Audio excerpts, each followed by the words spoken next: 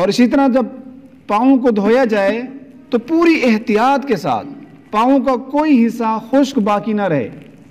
اگر پاؤں کو تھوڑا سا بھی بے احتیاطی کے ساتھ ہم نے کم دھو لیا، ٹخنے تک نہ دھویا گیا، کوئی حصہ خشک رہ گیا، تو اس کے لیے بطور خاص حدیث میں وعید ہے۔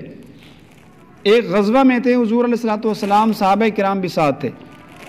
ایک آدمی کو آپ نے دیکھا، اس نے وضو کیا اور اس کی جو ایڑیاں تھیں وہ کچھ خشک تھیں، تو حدیث میں آتا ہے فنادا بِأَعْلَى صَوْتِهِ، آپ نے بڑی بلند آواز سے اس صحابی کو، اس بندے کو کہا وَيْلٌ لِّلْأَعْقَابِ مِنَ النَّارِ، ایڑیوں کا جو حصہ خشک ہے یہ جہنم میں لے جائے گا۔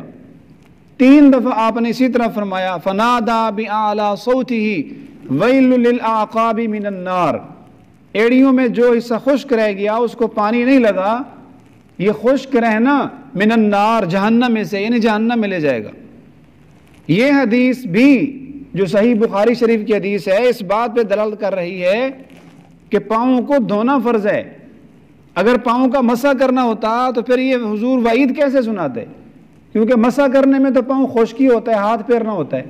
اس حدیث سے معلوم ہوتا ہے پاؤں کو دھونا فرض ہے، اسی لیے حضور فرما رہے ہیں جو حصہ خشک رہ گیا وہ جہنم میں سے ہوگا۔